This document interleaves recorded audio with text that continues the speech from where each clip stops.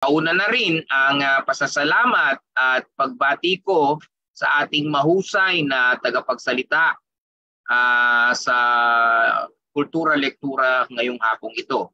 Si Sir MJ Santos ay isa sa mga ipinagmamalaki ng pamantasan sa larangan ng kasaysayan, teolohiya at araling Pilipino or Philippine Studies. Isa ako sa mga tumatangkilik sa kanyang mga artikulo at sa kanyang pagdadalumat sa pantayong pananaw at bagong kasaysayan. Sa totoo lamang, ilan sa kanyang mga isinulat ay ibinibigay ko pang mga babasahin sa aking mga estudyante sa Araling Pilipino. Isa marahil siya sa mga batang scholar na tumitiyak sa pagpapaunlad ng pamanang intelektual ng PUP. Ang araling pangkapantasan o araling kapantasan ay una kong narinig at nabasa sa hugpungan ang kauna-unahang konferensya sa Araling Pilipino ng Center for Philippine Studies na inorganisa ni Professor Jomar Adaya. Lamang ay hindi natin makakasama si Sir Jomar ngayon dahil namayapa ang kanyang mahal na ama. Hindi ito rin ay isang pagpupugay sa mga gawain at mga proyekto ni Sir Jomar sa Philippine Studies. Actually, hindi ito ang Araling Kapantasan ay hindi simpleng pagpapangalan lamang. Nung binasa ko yung thesis o yung kanyang argumento, malinaw na isang napakalalim na pagdalumat ng Araling Kapantasan at talagang tunay na dumaan sa masusing scholarship itong i-offer sa atin, iahandog sa atin ngayong hapon na ito ni Sir MJ. Actually, pinalawig ni Sir MJ ang mga kaisipang una nang inilatag nila Atoy Navarro sa kanilang mga artikulo. At sana ay maging aktibo tayong makipagbahaginan kay Sir MJ upang lalo pang mapaunlad ang diskurso sa kanyang intelektual na eksplораsyong ito. Bilang ang mga miyembro ng audience ay galing sa iba't ibang disiplina, magandang pag-usapan ang kanyang thesis sa espasyong malaya, may respeto, produktibo at makabuluhan. Bago ako magtapos sa mensaheng ito, nais kong bigyan ng pugay ang mga kasamang mga mag-aaral na nag-voluntold, hindi volunteer ito, voluntold para sa gawain ito. Napakaswerte ng linangan dahil ang daming mga mag-aaral at mga guro na tumutulong sa atin. Kung kaya't nais kong ipasalamatan ang mga estudyante na katulong natin ngayong araw na ito. Si Brian, salamat Brian, si Miguel, si Carl, si Syke, si Kelby, si Jan, si Nick, si Eliza, at mga kasama natin ngayon. At yung mga guro na kasama nating nagprepara para dito, at ang mga hepe ng mga set ng linangan mula sa iba't ibang sentro, si Professor Alvin Ortiz ng Wika at Panitikan, si Professor Agnes Sunga ng hepe naman ng Filosofiya at Humanidades, si Professor Jeneline Lai ng Sentro ng Pagsasalin, si Sir Decky Morales ng Center for Creative Writing. Maraming salamat, Sir. Siyempre si Sir Jomar Adaya ng Center for Philippine Studies. Maraming salamat po. At sa amin pong pangalawang pangulong pang pananaliksik ng PUP, si Dr. Ana Rubiga Pasin. Maraming salamat ma'am sa iyong suporta. At siyempre pa, ang ating Pangulo ng Pamantasan, si Dr. Manuel Muhi. Maraming salamat po sir sa inyong suporta. Makakaasa ang lahat ng naririto na ang Research Institute for Culture and Language ay patuloy na magsasagawa ng mga gawain gaya nito upang mapaunlad ang mga kaisipang katutubo at maiangat natin ng mga teorya at pagdadalumat mula mismo sa mga intelektual na isinilang at kinalinga ng pamantasang bayan ng PUP. Maraming salamat. Sana po ay mag-enjoy tayo, matuto tayong lahat, at maging mabiyaya po ang araw natin ngayon. Salamat po. Ayan, maraming salamat po, Sir Raylan. Thank you din po kasi pinagkatiwalaan niyo po kami sa araw na ito. Para naman sa susunod, atin namang kilalanin ang ating guest speaker. Sino nga ba siya? Mr. Carl Agregorio? Ayan, magandang hapon po sa ating lahat, sa ating mga manonood dito sa Zoom at sa ating FB Live. So para sa webinar na ito na may temang Araling Kapantasan, isang panimulang pagdadalumat, ipinakikilala ko ang ating speaker na si Mr. Mark Joseph Pascua Santos. Ayan, isang wave naman po, Mr. Santos. Ayan, napakapogi naman ng ating speaker. So just a quick background, Mr. Santos finished his Bachelor of Arts in History cum laude during 2015 and post-baccalaureate in teacher education during 2017 in Polytechnic University of the Philippines, and also the Master of Divinity in Manila Theological College during 2021. He published articles and book reviews in different academic journals such as Saliksik e-Journal, Dalumat e-Journal, Tala, Talastasan at Historical Bulletin. He is the author of 19 Review kontra COVID-19, Kalipunan ng mga panunuring aklat sa Agham Panlipunan, Teolohiya at Panitikan, and also the editor of Martes sa Escaler and Martes sa Escaler II. His research interest is centered on indigenization movements like Pantayong Pananaw in history and Teolohiyang Pilipino in theology. He taught in PUP Department of History from 2016 to 2019 and in Central Escolar University Department of Social Science and Humanities from 2020 to 2023. So he is currently a lecturer at the La De La Salle University Department of Filipino. Again, ating bigyan ng masigabong palakpakan, or should I say virtual claps, ang ating speaker sa araw na ito, Mr. Mark Joseph Pascua Santos. Isang makasaysayang hapon po sa ating lahat. Bago ako magsimula, nais kong magpasalamat kay Dr. Raylan dito sa pagkakataong ito na ibigay sa akin upang makapagbahagi sa inyo, no, ng mga scholar ng bayan. So ibahagi ko po muna yung aking slides.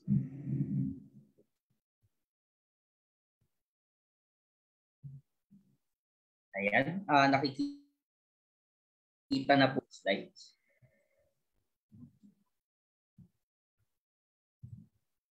Ayan. So, pinamagatan ko po yung aking lektura na Araling Kapantasan, isang panimulang pagdadalumat. At ito yung aking unang pagkakataon na pinaka-komprehensibong ipapakilala itong Araling Kapantasan na nais kong i-propose bilang isang subfield ng Araling Kabanwahan at Bagong Kasaysayan na mababanggit natin mamaya. Simulan na po natin. So sa bahaging ito ay babaybayin ko lamang ng saglit yung kung paano nagsimula yung conceptualization dito sa Araling Kapantasan.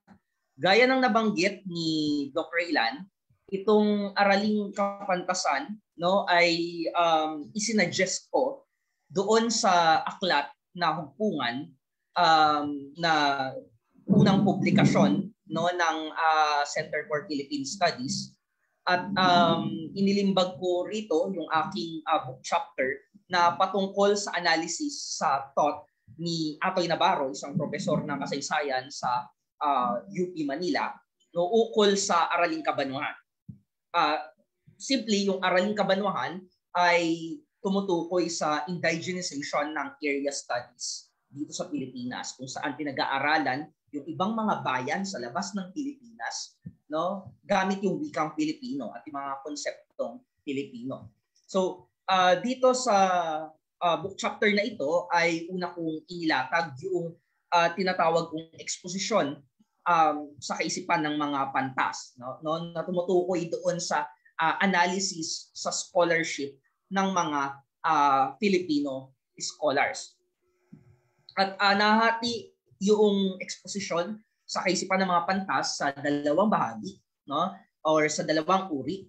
Nariyan yung exposition sa kaisipan ng mga Pilipinong pantas. Nariyan din yung exposition sa kaisipan, no, ng mga banyagang pantas. Pero nasa wikang Pilipino. Sa isang seminar na PUP pa rin po yung nag-organize, no? Si Atoy Navarro ay nagbigay ng kanyang public lecture na ang title ay Katayuan at Tunguhin ng Kasaysayang Kabanwahan, kung saan inharap niya yung state of the art or current status ng Araling Kabanwahan bilang isang larangan. Sa lekturang ito na naganap noong February 17, 2023, formal na tinanggap ni Atoy Navarro yung aking suggestion. No, ipinahayag niya na yung aking suggestion na exposition sa kaisipan ng mga Pilipinong pantas ay maging sublarangan, maging subfield ng Araling Kabanwahan. No, at ito ay pinangalanan niyang Araling Pangkaisipan o Araling Intelektual.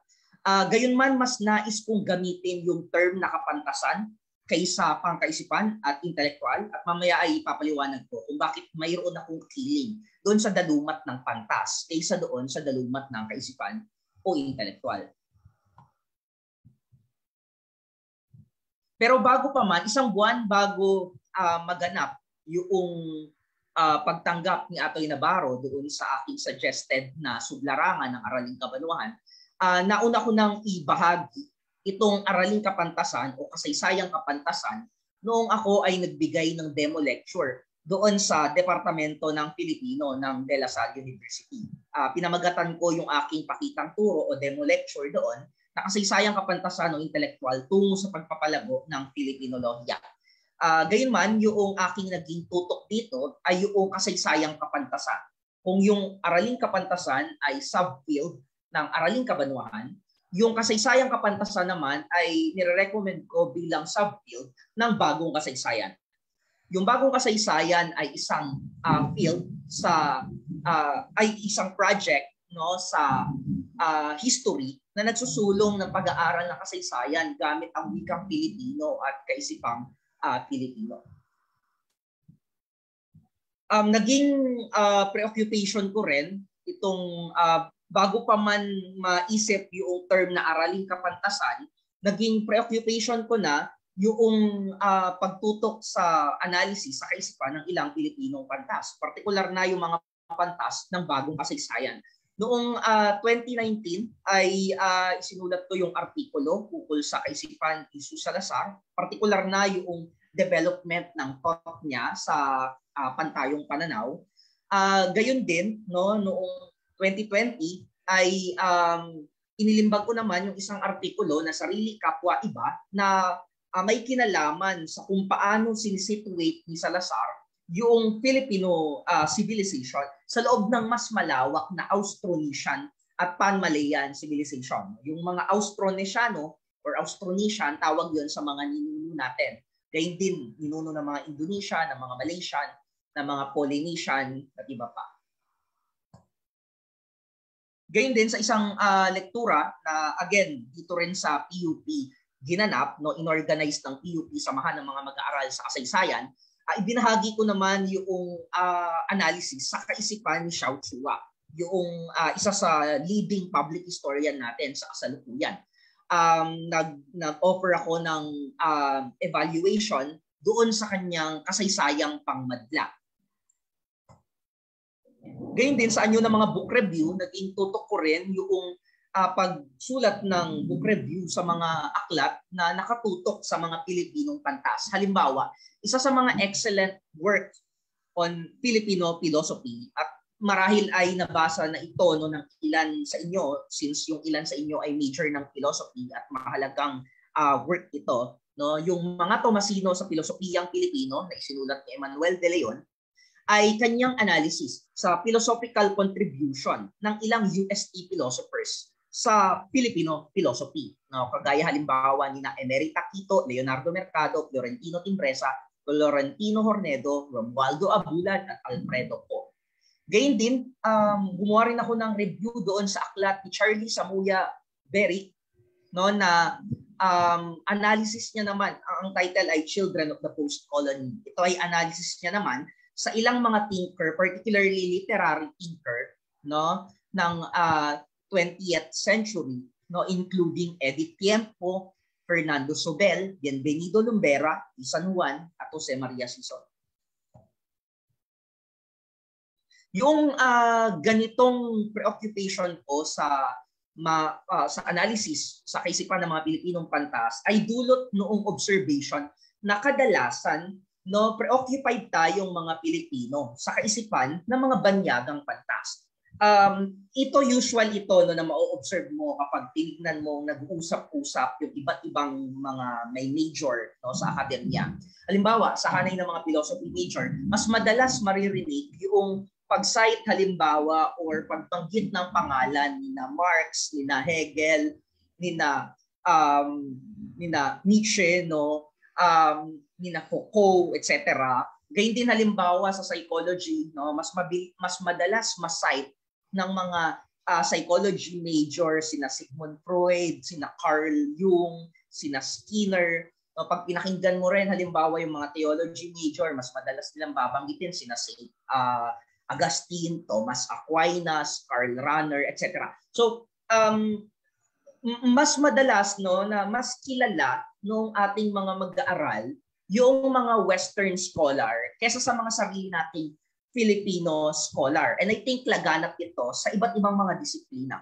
And I think ito ay sintomas ng kolonyal na mentalidad na umiiral pa rin hanggang sa kasalukuyan sa atin dahil sa matagal na pananakop, no? Hindi nabuo masyado sa Pilipinas yung kagaya halimbawa ng pagpapahalaga ng mga Europeo doon sa sarili nilang mga eskola. Halimbawa, sa isang fellowship na inilimbag para sa isang teologo na si D.A. Carson, may isang book chapter doon about sa status ng theology, particularly New Testament studies sa Europe, no?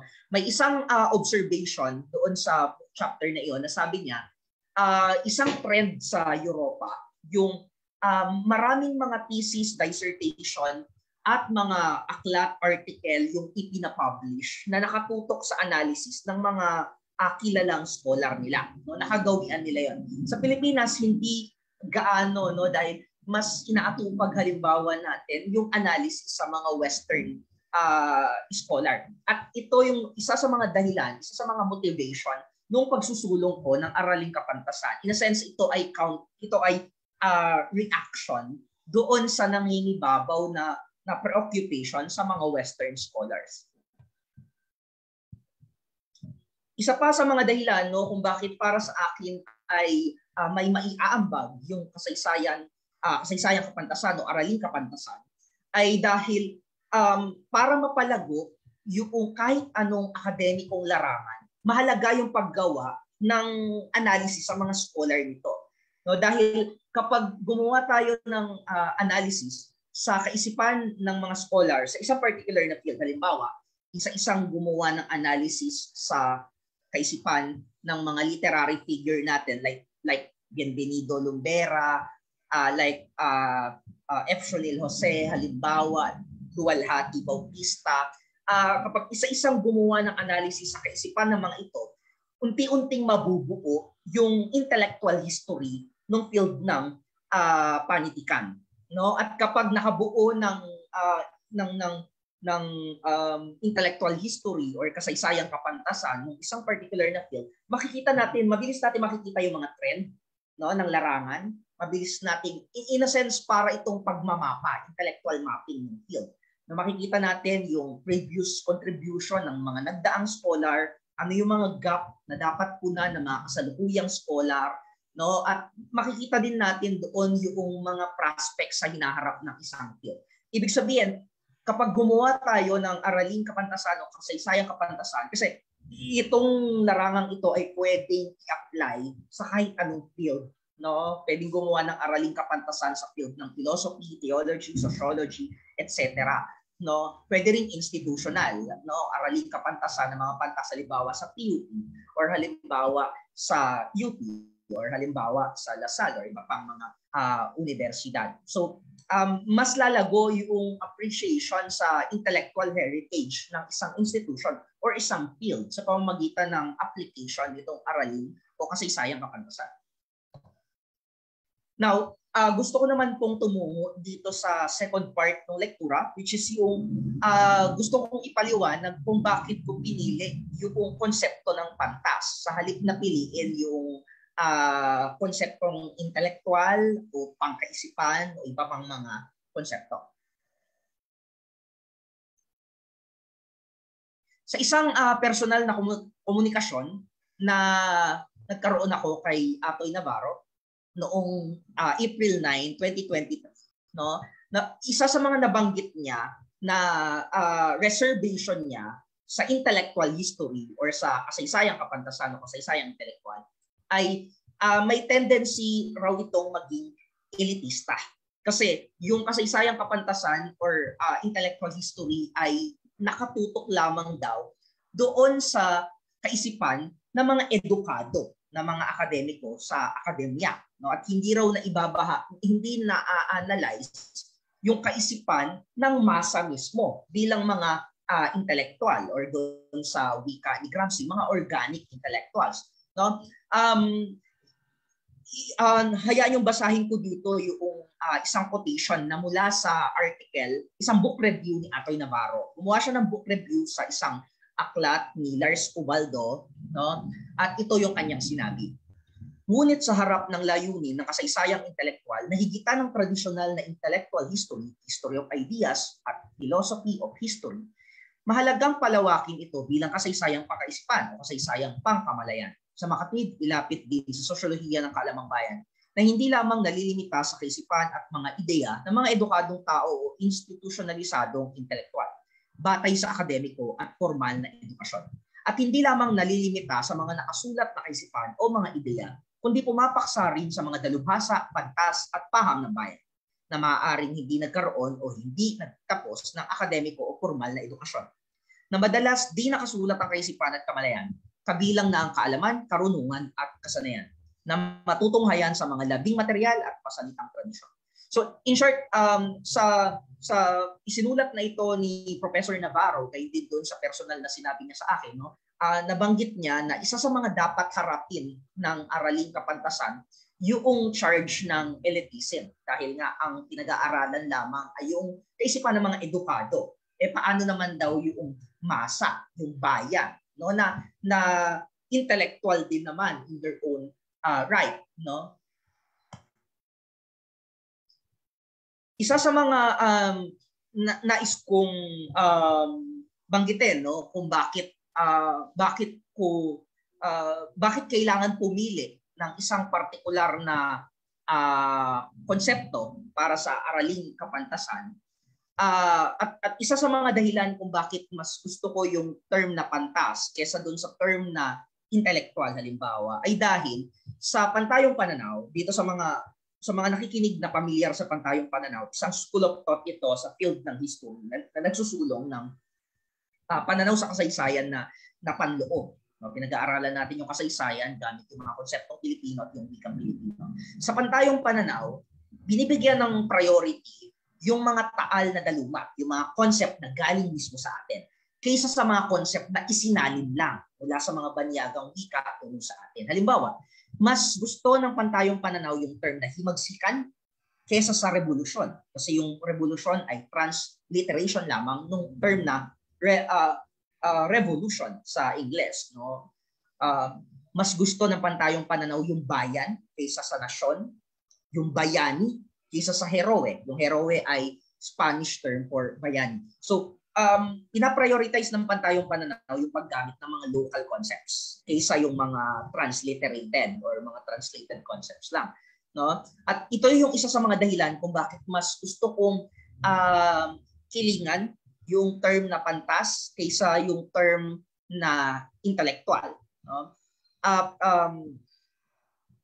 Gayon din, no, isa pa sa mga dahilan kung bakit mas gusto ko yung pantas kaysa dun sa term na kaisipan, no, kung bakit mas gusto kong pangalanan nitong araling kapantasan kaysa araling pangkaisipan ay dahil sa aking palagay yung term na kaisipan ay masyado siyang malawak. No, pwedeng yung kaisipan ay tumutukoy sa worldview ng isang grupo ng mga tao, and therefore kung ang pag-aaralan ay worldview ng isang grupo ng mga tao, ito ay nasa larangan ng antropolohiya. No, at ito ay inaatupag na sa anthropology. Kaya hindi halimbawa, kung yung kaisipan ay tumutukoy sa isip ng isang individual na tao, ito ay inaatupag na ng psychology, particularly yung personal or individual psychology. Ibig sabihin, isa sa mga dahilan kung bakit mas kinikilingan ko yung term na pantas kaysa sa intellectual o pangkaisipan ay dahil I think mas specific yung tinutukoy ng pantas, no, which is yung mga intellectual nga sa akademya. And I think hindi naman form ng elitism, no, yung pagtutok sa kaisipan ng mga pantas, no. Isa sa mga dahilan ay dahil mas nais kong gusto kong maging mas espesyalisado, mas specialized yung tutok ng araling kapantasan. No, dahil kung i-involve natin yung kaisipan ng masa, parang uulitin lang din ng araling kapantasan yung mga pag-aaral na inaatupag na ng anthropology at ng psychology. Gayun din halimbawa, hindi naman ito pagsasantabi sa kaisipan ng masa, no, dahil may ilan din naman sa field ng Philippinization or Philippinisasyon na umaatupag na nito. No, halimbawa, yung kasaysayang etniko sa loob ng bagong kasaysayan, inaatupag na niyan yung pag-aaral sa kaisipan ng mga ethnic groups, halimbawa. No? Sa psikolohiyang Pilipino, gayon din sa filosofiyang Pilipino, inaatupag na ni na Mercado, Timbresa, yung pag-aaral sa filosofiya ng bayan, filosofiya ng masa. Ibig sabihin, ang point lamang ay para maiwasan yung repetition ng tuon at mas maging specialized yung tuon ng araling kapantasan, nais kong ilimit ito doon sa pag-aaral sa kaisipan ng mga intelektual, no? Sa kaisipan ng mga pantas sa akademya.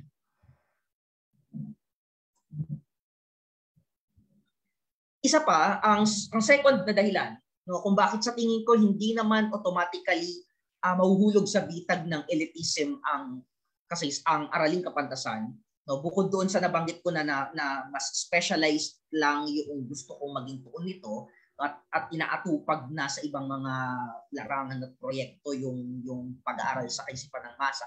Isa pang dahilan ay I think yung tuon ng araling kapantasan sa kaisipan ng mga pantas ay hindi elitista kundi realista.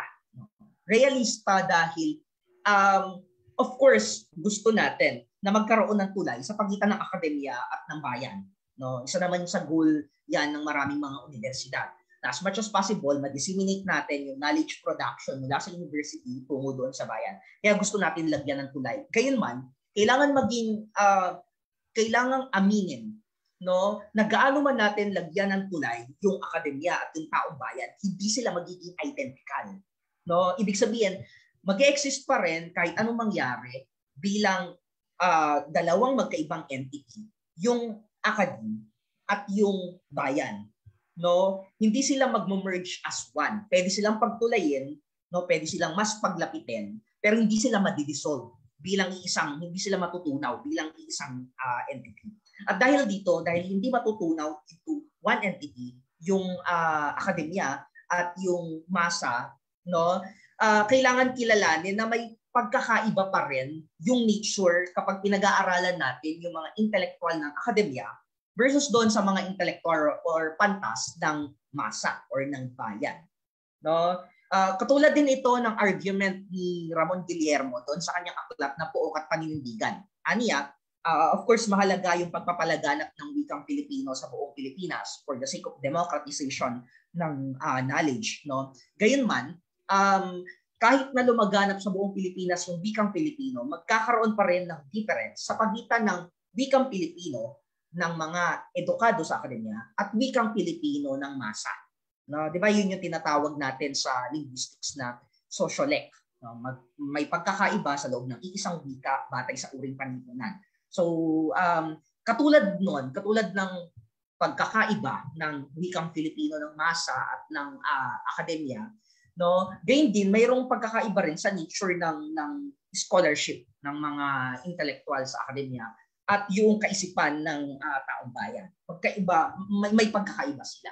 Hindi natin sinasabing mas superior yung kaisipan ng nasa akademya, sinasabi lang natin na may substantibong pagkakaiba yung dalawa. At sa pamamagitan ng paliwanag nito, I think ito yung isang paraan para maiwasan ng araling kapantasan yung trap ng elitismo.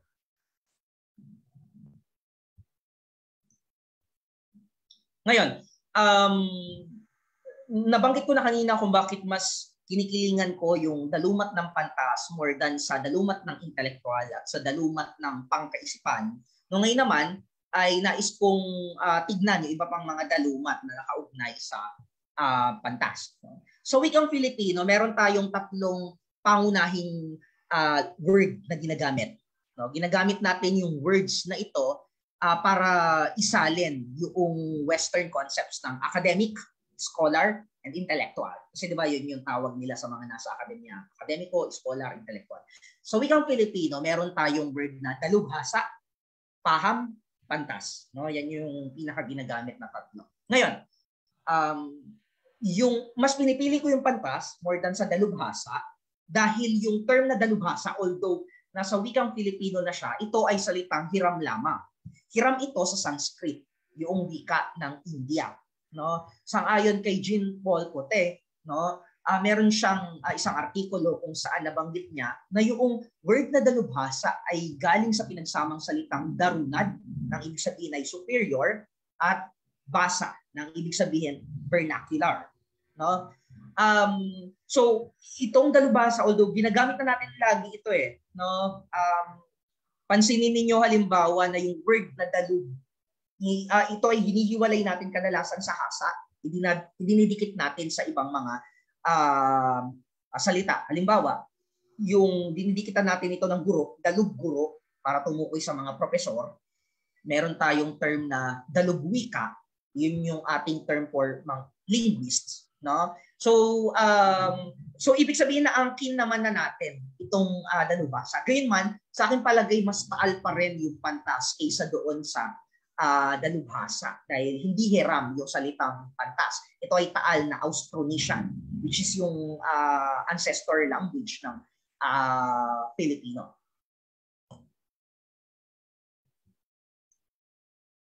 Now,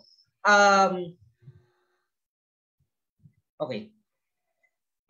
Now ito namang paham.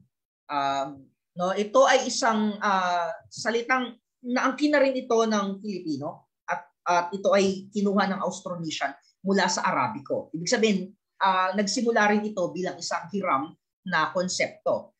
No, sa Austronesian, nung nahiram ng Austronesian languages yung word na paham, no, ito na yung kanyang mga naging kahulugan. Sa Tagalog, ang ibig sabihin niya isang napakarunong na tao. Sa Malay, ibig sabihin unawain. Sa Sundanese, unawain o magkaroon ng pag-intindi. Sa Javanese, kalipunan ng kaalaman o kaisipan. Sa Sasak, unawain. No? So magkakaugnay lamang yung kanilang ibig sabihin, no? Pag-unawa, pagiging marunong. Kung tutusin, magkalapit naman talaga yung word na pantas at paham. Sa maraming pagkakataon, nag-interchange silang dalawa. Halimbawa, sa KWF Diksyonaryo ng Wikang Pilipino, no, ang nakalagay na meaning ng word na pantas ay napakarunong o paham. No? Sa UP Diksyonaryong Pilipino naman, yung paham na word, ang nakalagay na meaning niya pantas. So pinapagpalit lamang silang dalawa sa mga diksyonaryo. Gayunman, kahit na magkalapit yung meaning ng paham at ng pantas, no, mas kinikilingan ko pa rin yung word na pantas. Kaya ang term na gusto kong ipangalan dito ay araling kapantasan at hindi araling kapahaman, no? Dahil sa tatlong dahilan. Una, sa hanay ng mga akademiko, no, kapag nagbasa kayo ng mga akda kung saan nababanggit yung word na pantas or paham, mas madalas nag-occur yung word na pantas. Mas malawak yung circulation ng word na pantas sa hanay ng mga akademiko. Halimbawa, gumawa ko ng simpleng pagbibilang lamang. dyan sa table makikita nyo yung ilang sample ng mga article na isinulat ng mga tagapagsulong ng bagong kasaysayan at ng pantayong pananaw. No, makikita nyo dyan halimbawa, no, dun sa akda ni Salazar may banggit na isa sa pantas, isa rin sa paham. Sa akda ni Mary Jane Rodriguez Patel, may 7 sa pantas, hindi niya nabanggit yung paham. Hindi rin ito nabanggit dun sa akda ni Elumbre, no, nabanggit niya yung pantas ng 4 na beses. Si Atoy Navarro naman, pantay yung pagbanggit niya sa pantas at sa paham. Dito lamang sa akda ni Dr. Aurelius Juan, lumamang yung paham, 7, over doon sa 4 ng pantas. Si Sir Xiao naman, no, 2 yung pagbanggit sa pantas, isa lang doon sa paham. Sa akda naman ni Dr. Vicente Villan, isa sa paham, 0 sa pantas. So, suma total, no, mas malawak yung circulation ng pantas kaysa sa paham. At isa yun sa mga justification ko, no, kung bakit araling kapantasan yung tawag dito sa iminumungkahi kong subfield. Ikalawang dahilan, hindi lang sa mga akademiko, sa hanay mismo ng taong bayan, mas familiar sila sa word na pantas kaysa sa paham. Hindi masyadong, siguro yung ilan sa inyo, hindi nga rin masyadong naririnig itong word na paham. Baka nga yung ilan ay dito lamang narinig sa lecture yung term na paham. Kasi hindi masyadong wide yung circulation nito kahit sa taong bayan. No? Mas malawak yung pantas kasi na-popularize ito sa pamamagitan ng term na pamantasan. Yung pamantasan, di ba, ito ay translation ng university sa wikang Filipino. No? Ito ay galing sa root word na pantas. Ang ibig sabihin ng pamantasan, ito ay lugar kung saan nagpo-produce tayo ng mga pantas. No? Mas naging, kahit sa hanay halimbawa ng mga religyoso, sa hanay halimbawa ng mga Kristiyano, mas familiar din yung word na pantas kaysa paham. At isa sa mga dahilan nito ay dahil maraming mga Bible translation sa wikang Filipino na tinatranslate yung Greek word na maboy doon sa book of Matthew. Di ba mayroong story na may mga dumating na wise men para magbigay ng alay sa bagong silang na Kristo. No?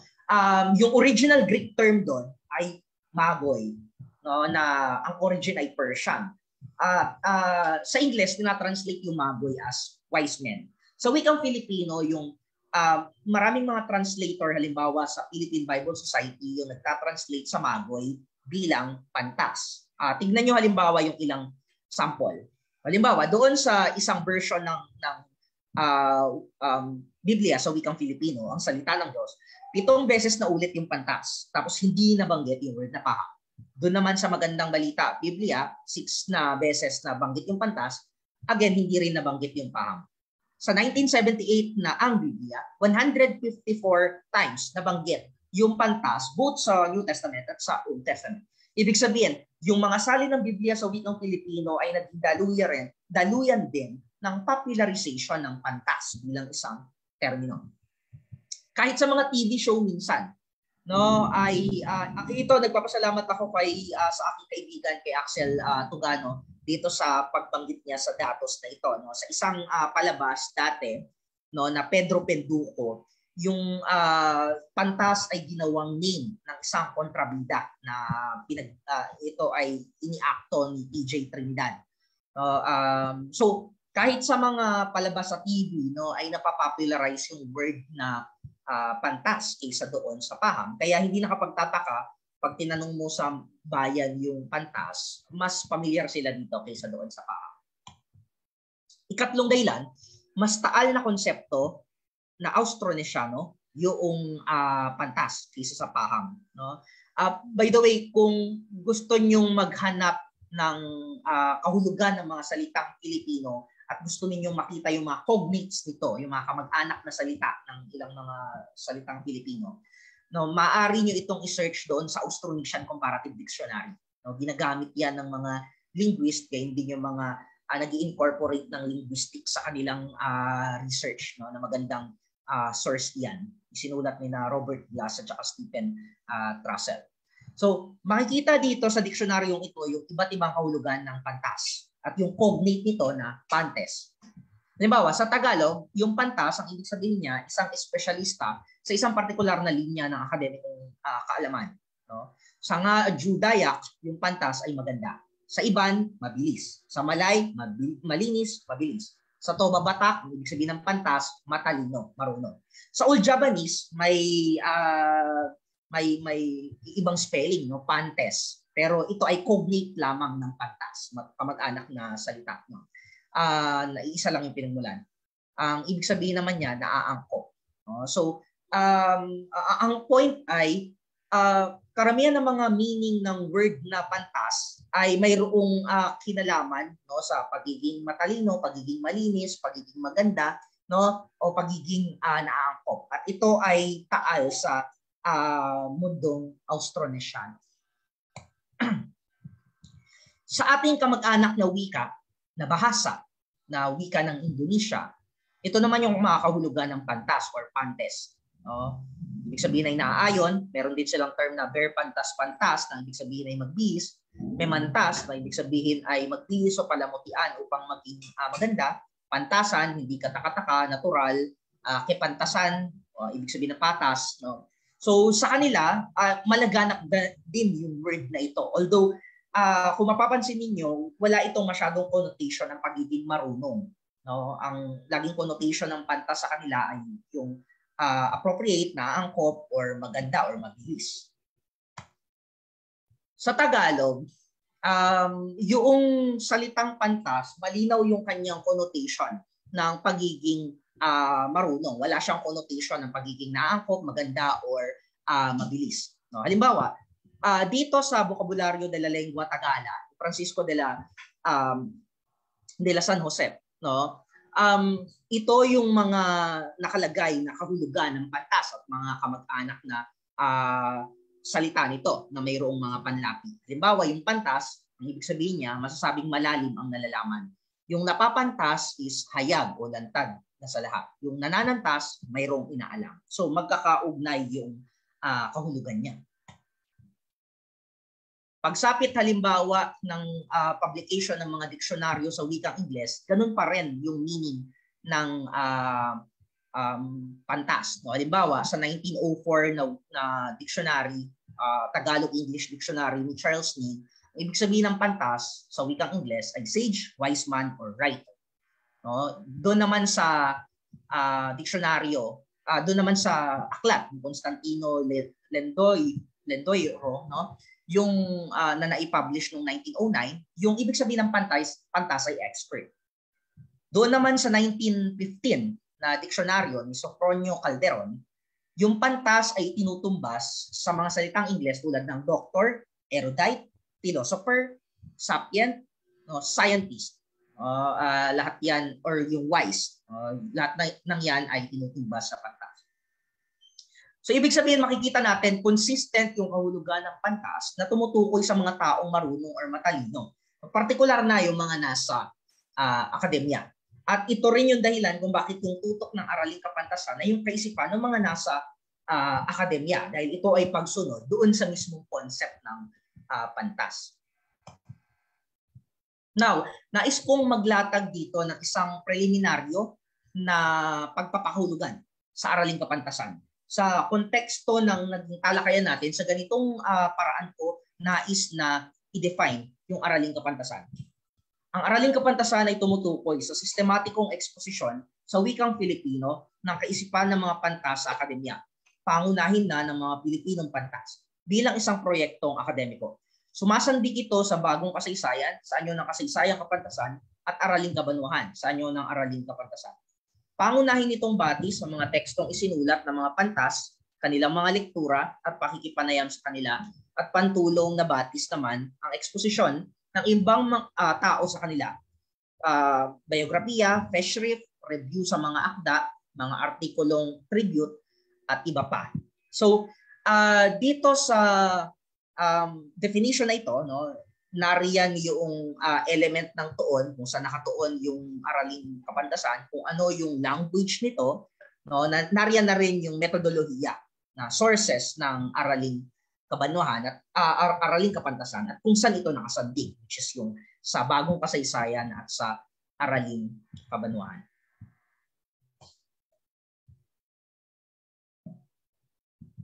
Now, dito naman tayo sa third part ng araling kapantasan. yung mga pamamaraan ng or yung methodology sa pag-aaral ng araling kapantasan.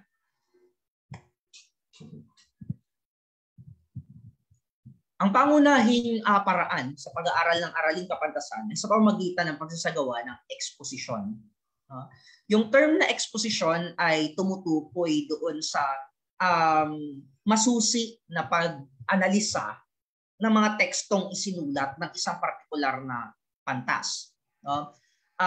Siguro yung aking paggamit ng word na exposition ay dulot marahil ng aking pagiging theology major din, bukod sa pagiging history major. Dahil sa theology, isa sa mga pinoproduce ng mga theologian ay yung tinatawag na mga expositions. Yung exposition sa field ng theology, tumutukoy siya sa interpretation sa mga biblical text. Halimbawa, dyan sa makikita niyong larawan sa kanan, title Expository Bible Commentary, no? Yan ay exposition or interpretation sa iba't ibang books ng Biblia, no? Mayroong exposition sa book halimbawa ng Genesis, ng Exodus o ng iba pa. So, isa yan sa preoccupation ng mga teologo. Sa buong kasaysayan ng simbahan, bawat henerasyon ay gumagawa ng ganyang exposition, ganyang mga komentaryo. Of course, yung salitang exposition or expository, no, ay galing doon sa salitang ugat na expose, no, palitawin, no. At gayon din naman kung paano yung usage nito sa theology, ganun din yung gusto kong maging usage nito sa araling kapantasan. No, yung exposition, no, sa araling kapantasan ay tumutukoy doon sa pagpapalitaw ng mga kahulugan sa mga tekstong isinulat ng pantas. So, i-analyze mo ng mabuti yung mga written text nila, gayon din yung ibang mga sources na isinulat ukol sa kanila. At mula doon ay gagawa ka ng evaluation, ng analysis sa scholarship ng scholar. Now, isa pa, bukod sa pagiging elitista, isa pa sa maaring kaharapin na kritisismo in advance, no, ng araling kapantasan ay yung idea na parang inuulit lamang ng araling kapantasan o ng exposition yung mga bagay na nasulat na o nasabi na ng mga scholar na pinag-aaralan. No? In a sense, pwedeng maging criticism sa araling kapantasan yung charge na wala tong bagong iniaambag. No? At ito ay, yun nga, nagsasummarize lamang siya ng thought ng mga naunang intelektual. Gayunman, no, nais kong depensahan yung araling kapantasan sa pamamagitan noong pag-argue na ang araling kapantasan ay or ang exposition ay higit pa sa paglalago. Hindi lang nito basta sinasummarize yung kaisipan ng isang skola, kundi nagsasagawa rin ito ng pagsusuri. Maaari rin itong magsagawa ng pagpapahalaga or maaari pa pagkritika, no, malaliman na pagbasa, pagbigay halimbawa ng mga kritisismo, paghanap ng mga padron or pattern sa isang sa scholarship nga, no, or pagpansin sa mga emphasis sa diin, gayon din sa mga katahimikan or silence na makikita or hindi makikita doon sa tekstong isinulat ng pantas. Ibig sabihin, hindi lang ito basta pag-uulit ng mga nasabi na ng mga scholar, no, dahil ito ay analyzation na ginawa ng mismong expositor nung gumagawa ng exposition. Isa pa, mahalaga yung pagsasagawa ng exposition dahil kapag papansinin natin yung mga isinulat ng mga pag pinansin natin yung isinulat ng mga pantas, no, hindi naman natin usually mababasa sa mga mismong akdang isinulat nila yung kung ano yung method na kanilang ginamit, ano yung estilo ng pagsusulat nila, ano yung paraan ng kanilang pag-isip, ano yung mga ideas behind ng mga sinulat, experiences behind ng mga sinulat. Ibig sabihin, marami pang mga bagay na maraming mga bagay na hindi directly sinasabi or ipinapakita noong teksto or hindi explicit doon sa teksto. In a sense, yung pagsasagawa ng exposition ay parang isang metacognition. Ang ibig sabihin ay pag-iisip ukol sa kaisipan ng isang scholar. Nag-iisip tayo ukol sa kung paano mag-isip yung isang particular na scholar. At hindi mo makikita yung metacognition na iyon, yung mismong interpretation sa thought ng scholar, hindi mo yun makikita sa mga actual nilang isinulat. No? Ibig sabihin, no, therefore, yung exposition, no, na ginawa ng isang nag-a-analyze ay wala doon sa mismong teksto. Yung teksto na isinulat ng scholar ay ginagamit na batis lamang bilang batis para doon sa exposition ng pantas. No? Ibig sabihin, yung exposition ay nagmumula doon sa sariling interpretasyon ng expositor. Isa pang paliwanag. No? Again, humalaw tayo mula sa disiplina ng teolohiya. Sa theology, mayroong tinatawag na isang field na ang tawag ay systematic theology. Yung systematic theology ay pag-aaral sa iba't ibang mga doktrina ng Biblia gamit yung mga datos na makukuha sa mismong Biblia. No? Halimbawa, may iba't ibang mga doktrina yung simbahan like Christology, pag-aaral kay Kristo, Ecclesiolohiya, pag-aaral sa simbahan, Soteriolohiya, pag-aaral sa kaligtasan, Pneumatolohiya, pag-aaral sa ikatlong persona ng Trinity, yung Holy Spirit. No? So, yan ay iba't ibang mga part ng systematic theology. Now, kapag yung mga teologo, no, kapag pinag-aaralan nila yung Biblia, yung systematic theology or yung set ng mga doctrines like Christology, Ecclesiology, Soteriology, etc., hindi ito explicit doon sa Biblia. Ibig sabihin, hindi ino-organize ng Biblia yung sarili niyang mga datos bilang mga doktrina. Yung pag-organize ng mga datos ng Biblia into doctrine sa itrabaho ng mga teologo. Kaya nag-exist yung mga teologian. No? Dahil hindi hindi binubuo ng Biblia yung sarili niyang doctrines or hindi siya nagsiset ng sarili niyang systematic theology. Now, bakit ko ito ipinapaliwanag? Nais kong sabihin na ganun din sa exposition, sa kaisipan ng mga Pilipinong scholar. No? Yung mga Pilipinong scholar, hindi naman nila gawain yung i-analyze yung sarili nilang kaisipan. Hindi nila gawain yung i-analyze yung sarili nilang mga text. Bawat isa sa kanila mayroong field na pinagkakaabalahan. At hindi nila pinagkakaabalahan yung sarili nilang pagpapaliwanag na ganito yung aking kaisipan, ganito yung pattern ng thought ko, ganito yung halaga, contribution ng kaisipan ko. Hindi naman nila yung ginagawa. So, dyan papasok yung mga expositor dahil hindi explicit. No? Ang isa sa ginagawa ng mga expositor ay ginagawang explicito yung mga bagay na implicito sa tekstong isinulat ng mga scholar. No? Umahanap siya ng mga pattern na hindi mo agad makikita doon sa teksto.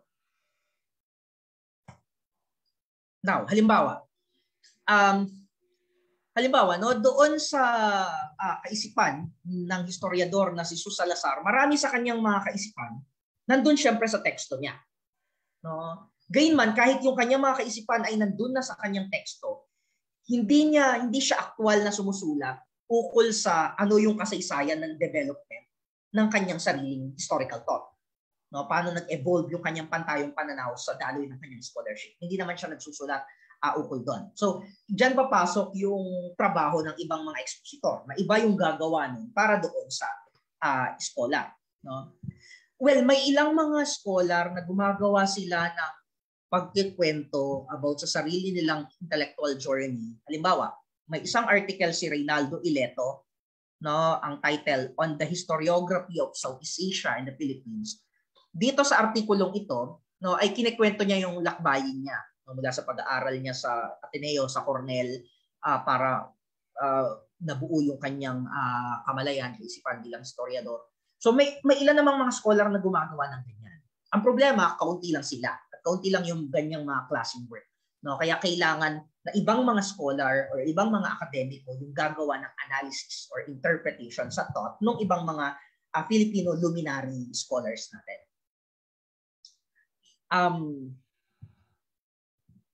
Isa pang halimbawa, no, sa mga akda ni Salazar, maliwanag na doon yung sa kanyang mga akda, malinaw nang makikita yung kanyang kaisipan about sa mga Austronesian, yung ninuno nating mga Pilipino. No? Gayunman, yung kaisipan niya ukol sa mga Austronesiano ay kalat-kalat na kalat-kalat itong nakalagay sa iba't ibang mga isinulat niya. So kung gusto mong gumawa ng analysis na systematize yung thought ni Salazar about sa Austronesians, no, gagawa ka ng exposition. No, babasahin mo yung iba't iba niyang mga akda, tapos pagsasama-samahin mo yung mga data para gumawa ng isang system. Again, trabaho iyon ng expositor. Ngayon, again, no, dahil marami sa inyo ang mga philosophy major, no, siguro ay nakukuha nyo rin yung aking sinasabi na trabaho ng exposition, no, dahil siguro isa sa mga pinaka-umaatupag ng exposition ay yung mga nasa field ng philosophy. No, naging tradition nila yung pag-aaral sa kaisipan ng mga naunang philosopher. No, sa ibang field hindi masyadong ganyan eh. Halimbawa, hindi nakagawian ng mga historian na pag-aralan, systematic na pag-aralan yung kaisipan ng mga Filipino historian. No, sa field halimbawa ng linguistics, hindi masyadong pinag-aaralan nila. Ang tutok nila yung language mismo. No, ginagamit na sources yung kaisipan ng ibang mga linguist. Pero yung systematic na exposition sa thought ng mga naunang linguist, hindi masyadong tradition yon sa linguistics. Medyo mas inaatupag ito ng filosofiya dahil sa mismong nature ng inquiry nito. No, ang ibig sabihin, halimbawa, yung mga historian, ang pangunahing trabaho ng mga historian, pag-aralan yung nakaraan. No? At kung gagamit man sila ng kaisipan ng ibang mga Filipino historian sa nakaraan, bilang source lang ito dun sa kanilang tinututukang paksa. Unlike yung mga philosopher, halimbawa, may mga philosopher na magpapakadalubhasa sa isang mas naunang philosopher. Like halimbawa, mayroong mag-aaral halimbawa kay Immanuel Kant. No, yun yung specialization niya. So, ito ay tradition sa philosophy, yung pagtutok sa kaisipan ng isang pantas na hindi masyado sa ibang mga larangan. Ngayon, dito naman tayo sa mga batis ng araling kapantasan. Mahati sa dalawang uri yung mga sources ng araling kapantasan. Mayroong primarya at saka sekundaryang batis. Yung primary sources ay tumutukoy doon sa mga text na isinulat mismo nung scholar na pinag-aaralan mo. Halimbawa, ang scholar na pinag-aaralan mo ay yung si Padre Roque Ferriols, sa mga mahuhusay na philosopher ng Ateneo. Pag-aaralan mo si Ferriols, ang primary sources, kapag gagawa ka ng exposition ukol sa kanya, ang primary sources, yung mga akdang mismo isinulat niya. No? Or mga lecture na dineliver niya. Or yung mga interview sa kanila. Primary sources yun. Kasi ang nagsasalita, ang nagsusulat, yung mismong pinag-aaralan ng pantas. Ngayon, lahat ng mga sources na hindi galing sa mismong pantas na pinag-aaralan mo, sinulat ito ng iba, secondary sources din lahat. No? Nandyan, under ng secondary sources, nandyan yung artikulong tribute, feshrift, biography, review dun sa mga akda nila, at saka exposition na ginawa ng iba pang tao. Ngayon, isa-isahin natin yung ilan sa mga ito. Yan. Dito sa akdang teksto, lektura, pakikipanayam. Halimbawa, doon sa nabanggit ko na book chapter na isinulat ko doon sa hugpungan na sarili kaugnay iba, pinag-aralan ko dito yung kaisipan ni Navarro, particularly yung kanyang thought about sa araling kabanwahan. Dahil ang pinag-aaralan ko ay yung kanyang kaisipan, yung aking primaryang batis na ginamit dito ay yung mga mismong isinulat niya ukol sa araling kabanwahan. Kagaya ng mga librong makikita nyo sa kanan. Gumamit din ako ng mga unpublished materials niya tulad ng lecture sa mga seminar na mayroon siya na aking nahingi. So yun ay source din. Yung mismong interview, gumawa ko ng interview sa kanya, pakikipag-usap para doon sa isinulat ng article. So lahat ng yun, primary source. Kasi ang pinanggalingan mismo, yung pantas na pinag-aaralan ko, which is si Atoy Navarro. Now, punta naman tayo sa mga secondary sources. Isa sa mga magandang secondary sources ay yung feshrift. Marahil sa iba ay bago yung salita ito. Yung feshrift ay isang German term. No? Ito ay isang kumakatawan nito sa isang German tradition sa scholarship. No? Sa akademya nila, nakagawian ng mga German na kapag magre-retire na ang isang sikat na halimbawa, isang profesor na sobrang laki ng naiambag sa kanyang field, usually inaalayan siya ng fellowship doon sa okasyon ng kanyang retirement, usually sa age ng 60 or sa birthday niya. No?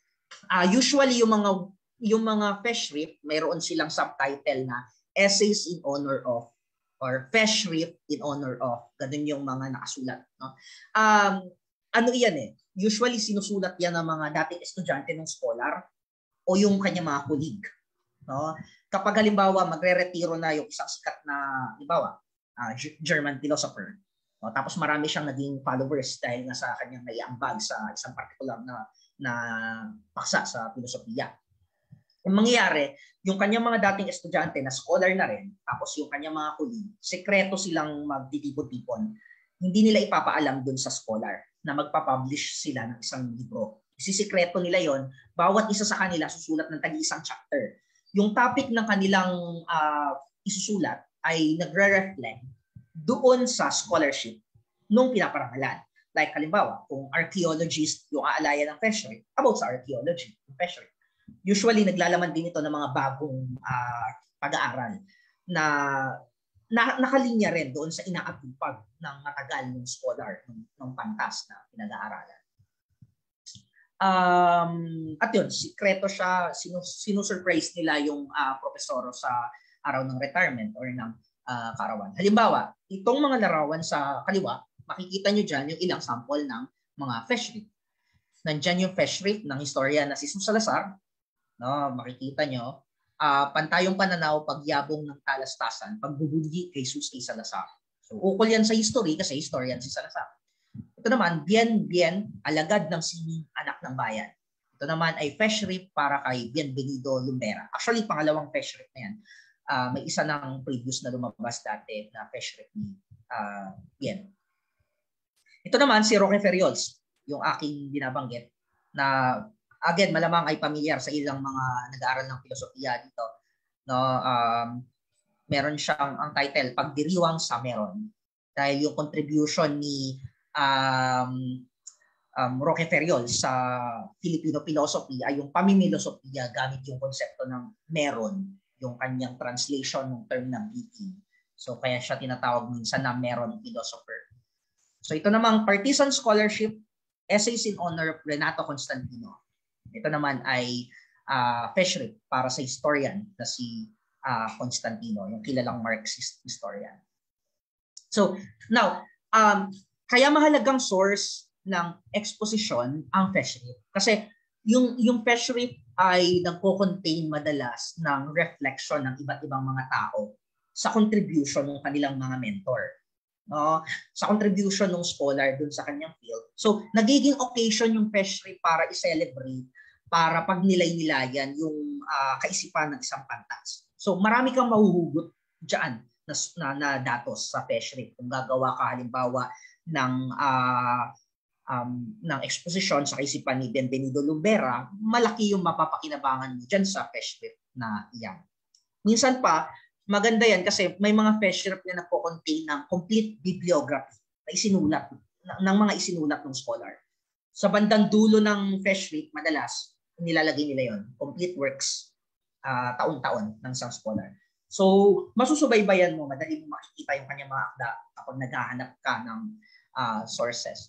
Plus, minsan may mga anecdotes, may mga short biographies sa mga scholar na yon na kino-contain ng fellowship. Yung mga artikulong tribute or tribute articles, maganda ring source ng exposition. Usually, ang artikulong tribute ay tumutukoy dun sa mga short essay na isinulat, no, para alalahanin or pahalagahan yung contribution ng isang particular na pantas. Usually, sinusulat yung artikulong tribute kapag kamamatay lang ng scholar or halimbawa, sineselebrate yung kaarawan niya or iba pang okasyon na nakaugnay dun sa alaala ng scholar. Halimbawa, may isang artikulo si Rebecca Cacho, ang title, Ang Hindi Malilimutang Pamanang Aral ni Ka Jose de Mesa. Si Jose de Mesa, para sa akin personally, maituturing siguro si de Mesa na isa sa mga pinaka-original thinker sa field ng Filipino theology. No? Very original yung kanyang mga isinulat at malaki yung contribution niya talaga sa field. No?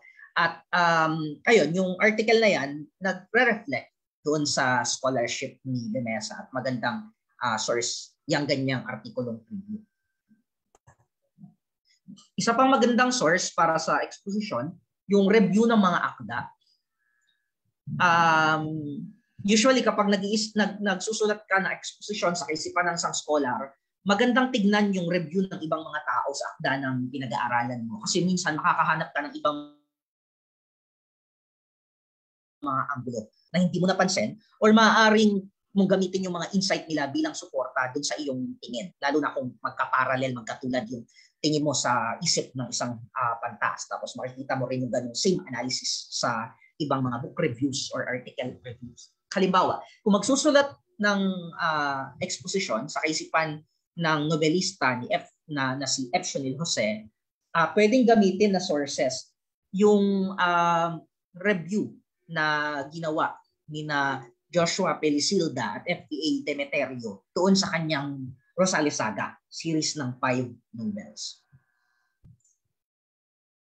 Yung biography, yan, isang magandang source din yan na exposition. Kasi marami sa mga kaisipan ng isang scholar, syempre ay naka-embed dun sa mismong buhay nila. May mga kwento sa kanilang buhay na naging hulmahan ng kanilang kaisipan. So mas mauunawaan mo yung kaisipan ng isang scholar kung alam mo yung background story ng kanyang buhay. So kung halimbawa, gagawa ka ng exposition sa kaisipan ni Renato Constantino, magandang source itong nasa kanan na akda. Isa pang source ay yung exposition na ginawa ng ibang tao. Bukod sa exposition na sinusulat mo, mahalagang magbasa ka rin ng exposition ng ibang tao dun sa same scholar na pinag-aaralan mo. Isa sa benefit nun ay kapag hindi ka kasi masyadong aware about sa sinusulat ng ibang tao sa same na scholar na pinag-aaralan mo, baka mayroong danger na ulitin mo lang yung mga bagay na nasabi na pala nila. So sa pamamagitan ng pagbabasa ng exposition ng iba, makikita mo kung ano yung maiaambag mo dun sa diskurso, dun sa pag-aaral sa kaisipan ng isang tao. Plus yun nga, makakita ka rin ng ibang mga anggulo sa pamamagitan ng exposition ng iba. Halimbawa, kung interested ka sa idea ng Filipino philosopher na si Leonardo Mercado, particularly yung kanyang anthropological approach sa philosophy, pwedeng gamiting source yung akda ni Emmanuel de Leon, isang article niya ukol kay Mercado, or yung article ni Marelia Mancenido na Filipino Philosophy According to Mercado and Impresa. So magandang sources yan ng exposition.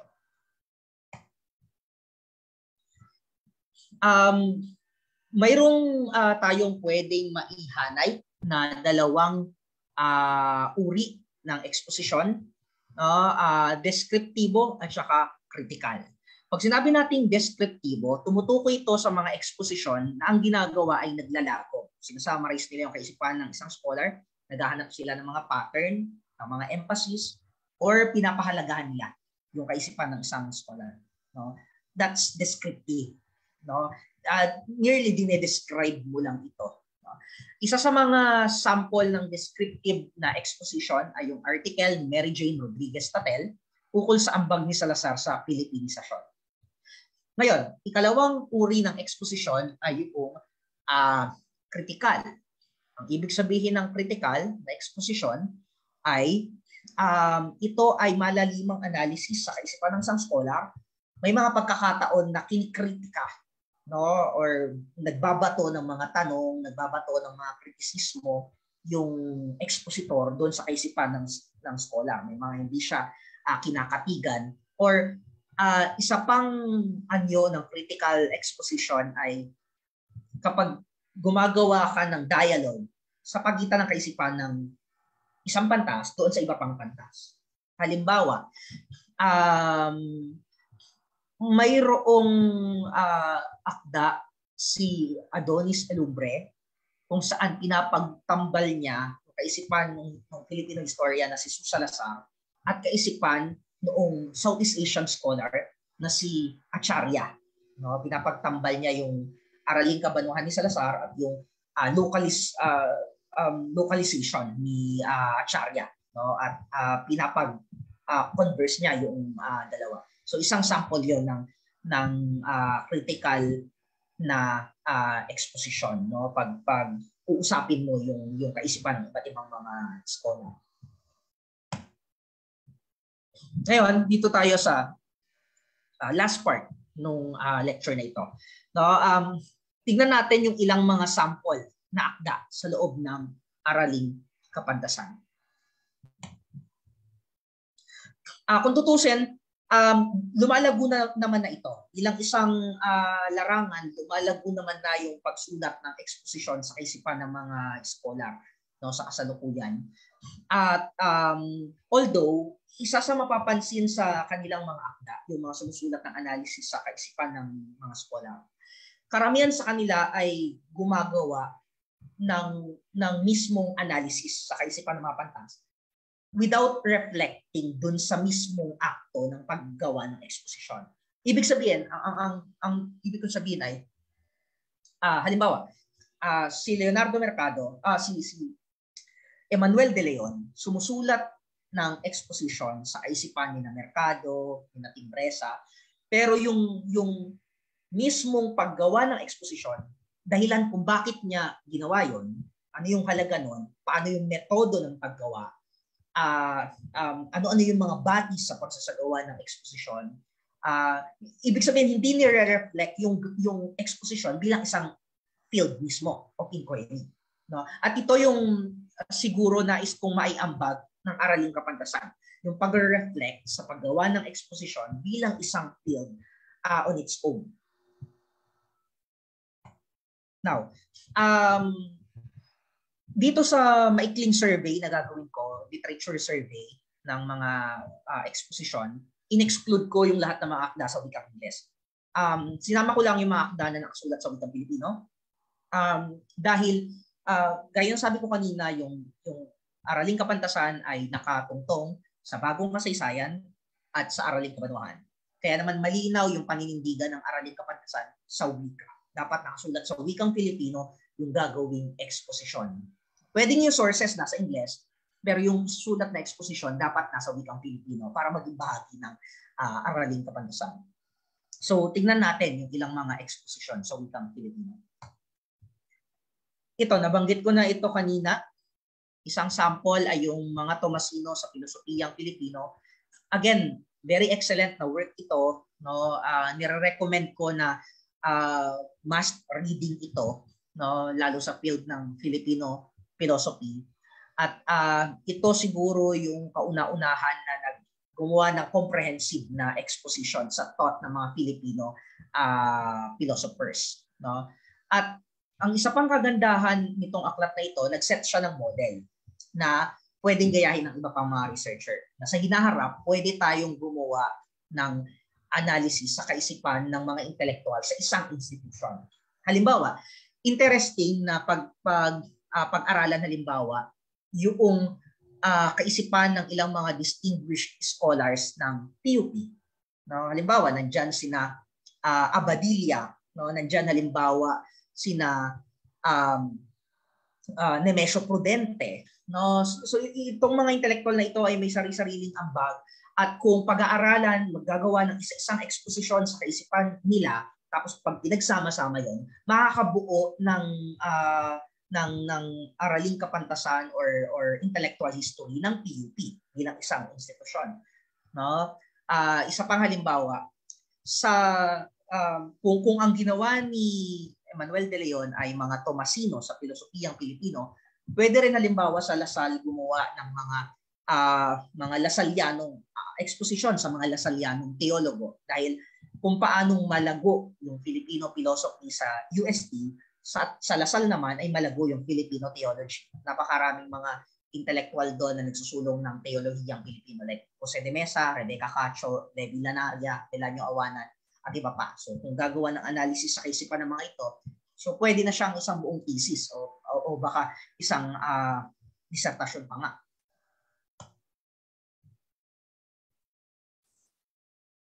Ayan.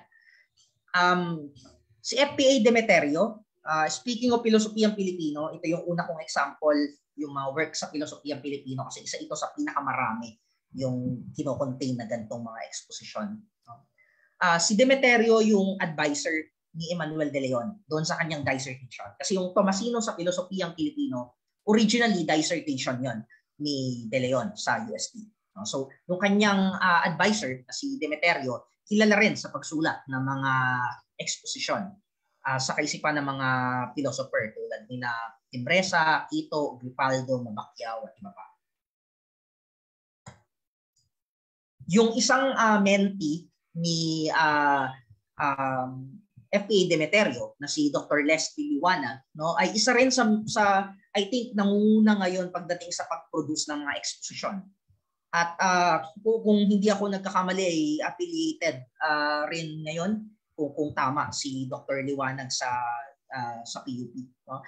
Ilan sa ginawa niya ng exposition ay sina Manansan, Meridian Manansan, Isabelo de los Reyes, no? Pati si Demeterio mismo, gumawa siya ng exposition sa thought ng kanyang mentor.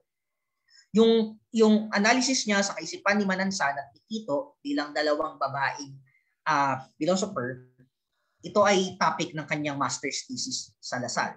Tapos topic naman ng kanyang PhD dissertation si Isabelo de los Reyes. Yan. Si Mark Joseph Calano, na professor ng filosofiya sa Ateneo, gumawa siya ng 3 article na puro ukol kay Roque Ferriols. Isa sa pinakatinitingalang Filipino philosophers, no? Ilan sa mga yan nandiyan sa ibaba, no?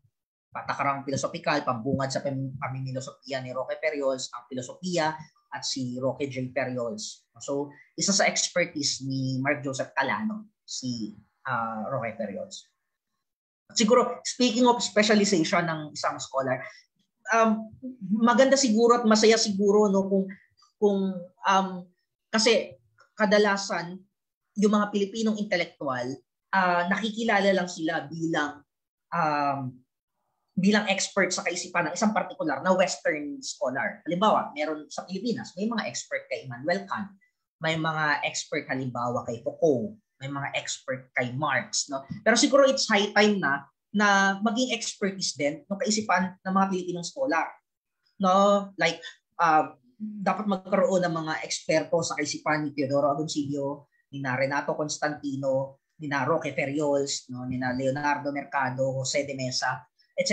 Kasi katulad ng mga Western scholar, original thinkers din naman itong mga ito at worth na pag-aralan yung kanilang mga kaisipan. Worth na magpakadalubhasa is mag-specialize doon sa kanilang kaisipan. Yan. Si Rolando Gripaldo, ito sa philosophy din ito, no? Kilala naman si Gripaldo sa pagsulat ng exposition sa filosofiya ng mga bayani natin. Although marami sa mga akda niya kasi nasa wikang Ingles. Pero may isa siyang article, analysis sa kaisipan ni Andres Bonifacio na nakasulat sa wikang Filipino. Sa field ng panitikan, nandyan yung pag-analyze sa intelektual na ambag ni Patricia Melendres Cruz, no, na isang intelektual nga sa disiplina ng panitikan. Yan. Meron ding mga nagpapakadalubhasa halimbawa kay F. Shunil Jose, no? Although maraming may galit kay Shunil dahil sa politika niya, although hindi ako nag-agree sa politika ni Shunil, but I think mahalaga pa rin na basahin yung kanyang mga dating sinulat, lalo na doon sa radical days niya sa panahon ng martial law. No? At isa sa mga nagpapakadalubhasa kay Shunil, no, ay yung aking kasama sa Departamento ng Pilipino sa Lasal, no, si Sir Joshua Pelisilda, no? Ang kanyang master's thesis ay patungkol sa political na kaisipan ni Shunil. Yan. Si Nilo Ocampo, isang historian, sumulat si Atoy Navarro ng isang exposition sa thought ni Nilo Ocampo at inablish yung kanyang article sa Saliksik Journal. Bahagi ito ng issue ng Saliksik Journal na inoffer kay Ocampo bilang isang question. Ayan, yung ama ng psikolohiyang Pilipino, si Berilio Enriquez, may mga gumawa rin ng exposition sa kanyang kaisipan. Si Jason Petras, yung profesor ng Filipino sa UP, ay gumawa ng isang article about sa ambag ni Ber Enriquez. Ayan, may sumulat din ukol kay Ileto sa wikang Pilipino, si Atoy Navarro, at saka isa rin sa mga dahilan kung bakit ko ginawa ng exposition yung kaisipan nito ni Professor Navarro ay dahil isa rin sa preoccupation mismo ni Sir Atoy yung ganitong pagsasagawa ng exposition. Marami siya mga article na exposition sa thought ng ibang mga Filipino scholars. So magkasama sila ni Sir Adonis Elumbre na sumulat ng analysis o pagpapahalaga sa kaisipan ni Reynaldo Ileto. Yan. Mismong si Dr. Raylan ay nagsulat din ng isang akda na isang matuturing din natin to na isang exposition at pwedeng angkinin din ng Araling Kapantasan. Yung disertasyon ni Sir Raylan ay ukol kay Andrew Gonzales, dating pangulo ng De La Salle University at isa sa mga pinakamahuhusay na linguist ng Pilipinas.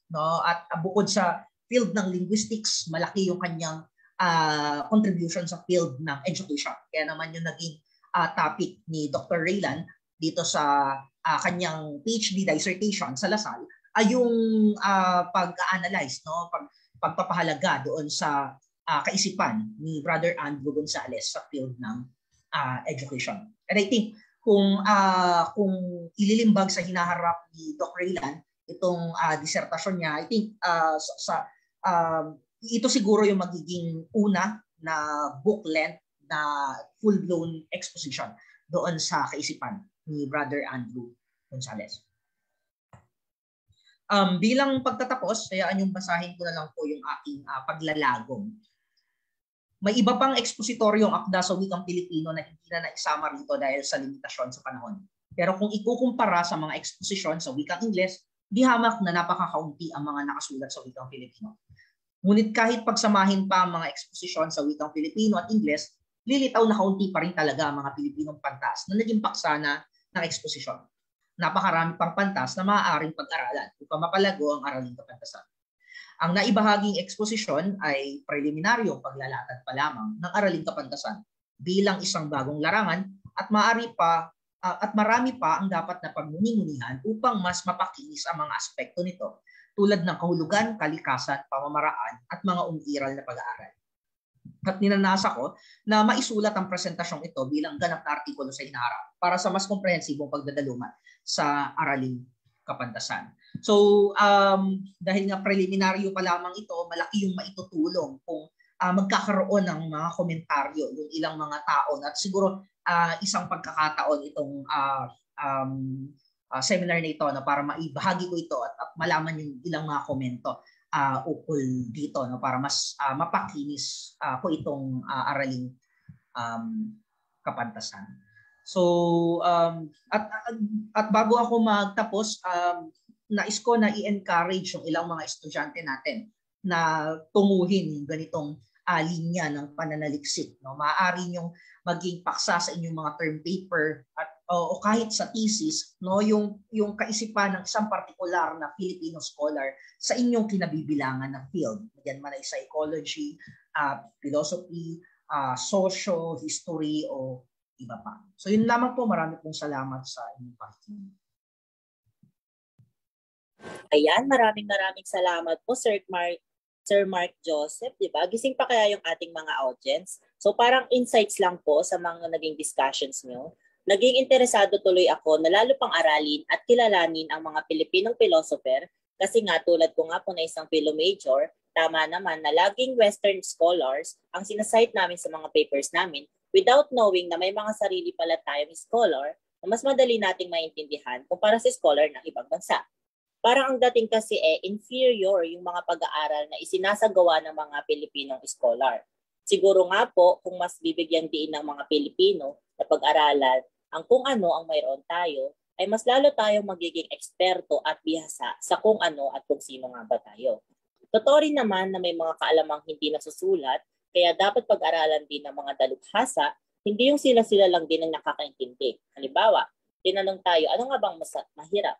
Tagalog o English? Sasabihin agad natin English. Pero kapag tinanong tayo kung ano nga ba yung malalim na Tagalog nito, ano nga ba yung malalim na Tagalog nito, hindi rin naman natin masagot, di ba? Napakarami ko ring termino na nalaman. Ayun na nga, maraming salamat po ulit, Sir Mark.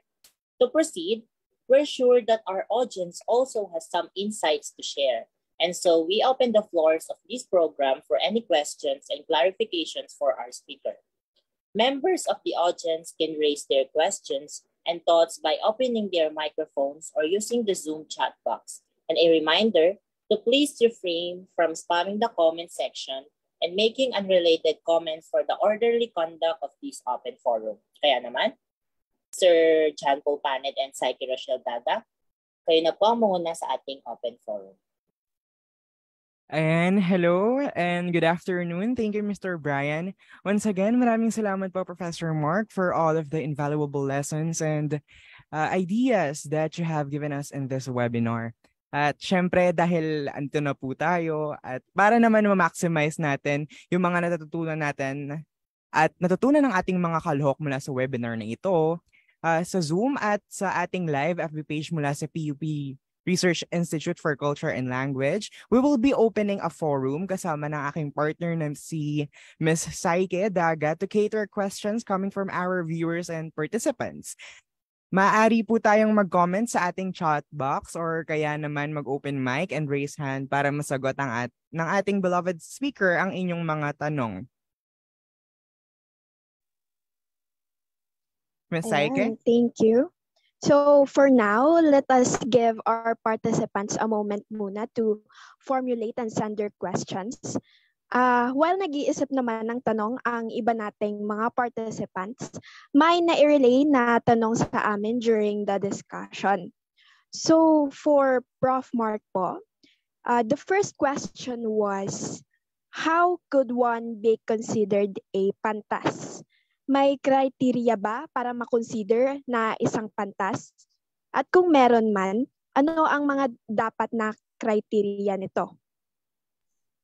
Maraming salamat doon sa katanungan. Natuwa ako doon sa tanong. Isa sa mga maaring bahagi ng criteria, no, para sa pagiging pantas ng isang tao, siguro yung number ng publications. Isa ito sa pinakamahalaga dahil ito mismo yung source na pinag-aaralan natin. Kung walang isinulat yung isang particular na akademiko, anong pag-aaralan natin sa kanya? No, ang mapag-aaralan natin, pwedeng source, yung mga lectures, yung mga unpublished papers halimbawa, pero kakaunti yun. Isa pa, mas wide yung circulation ng mga published works sa anyo ng mga books, authored man or edited, sa anyo ng mga journal articles, monographs, itong mga ito, no, ay mahalagang sources para pag-aralan sila. So isa 'yon, no? Dapat maraming publication para maraming source kasi kung halimbawa meron pero sobrang kakaunti yung isinulat halimbawa, walang masyadong corpus ng work na pwede mong i-systematize, no?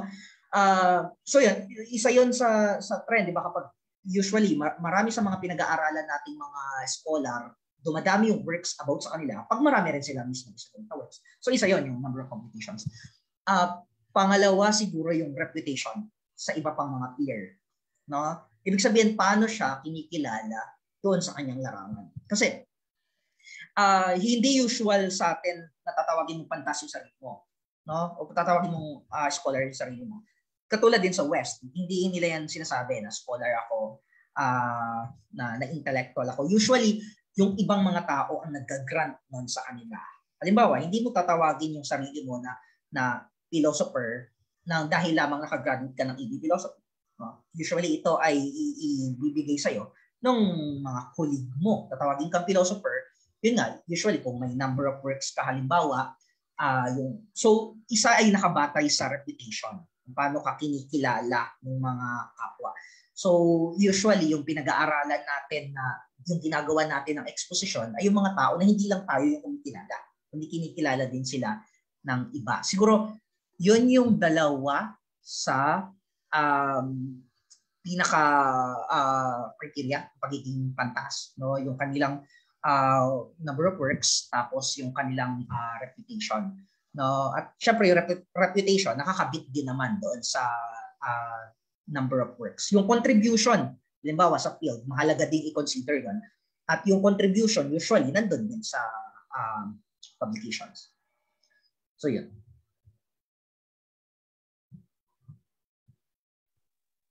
Maraming salamat, sir. So, is there any other questions or meron ba sa inyong gustong magtanong? Feel free to raise your hand or just open your audio.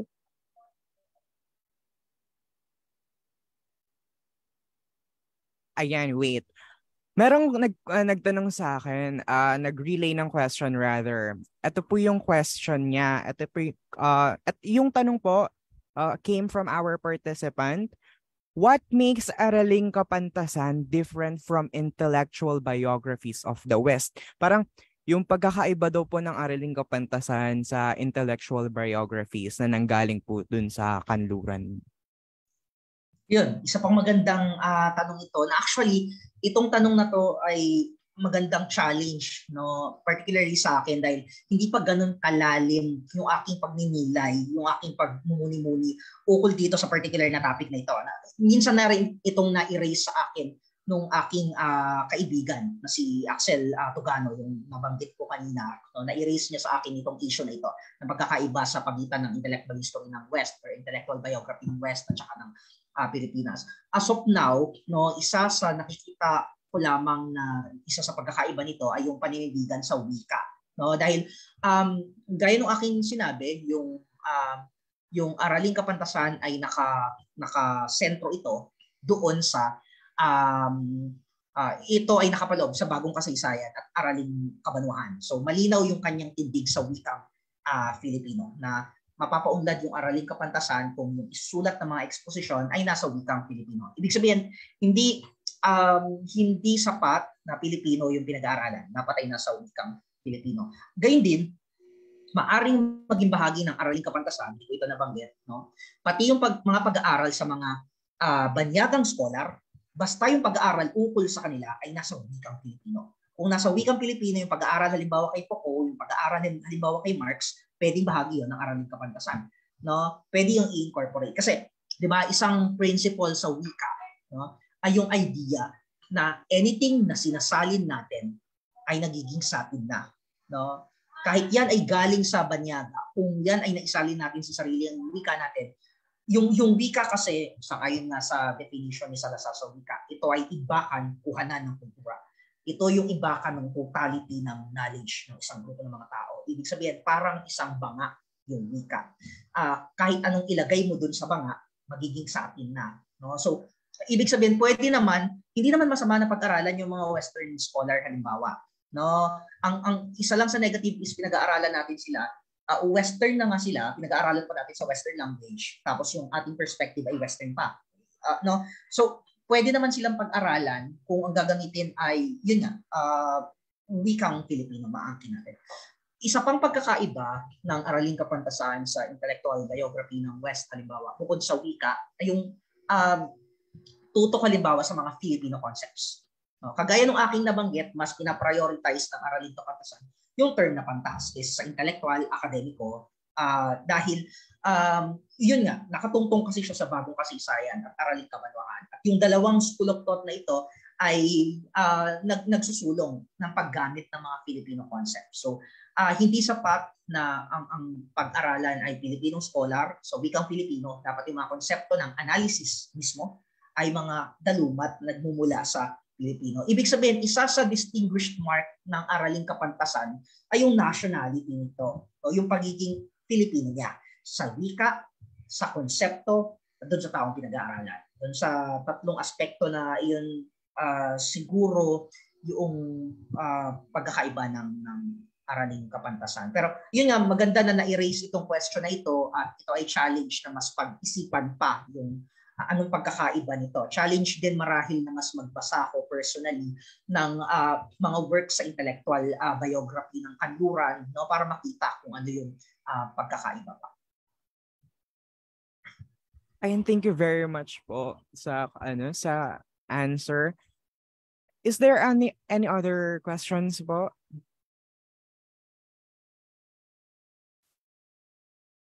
Ayan, may nag-raise hand.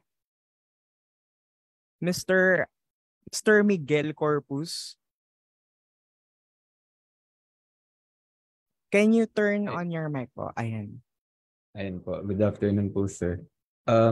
Ask ko lang po, I'm not sure if na-mention na po a while ago, pero ask ko lang po sana if mayroon po bang apparent na causing factors kung bakit po tayo inclined na mag-focus na mag-construct po ng expositions derived from foreign intellectuals rather than our own local intellectuals po. Perhaps is there an inadequacy of historiographical discourses po, or perhaps are there like parang inaccessibility po towards such matters po, or are there like parang collective po ba yung mga factors po na yun? Ayun lang po, sir.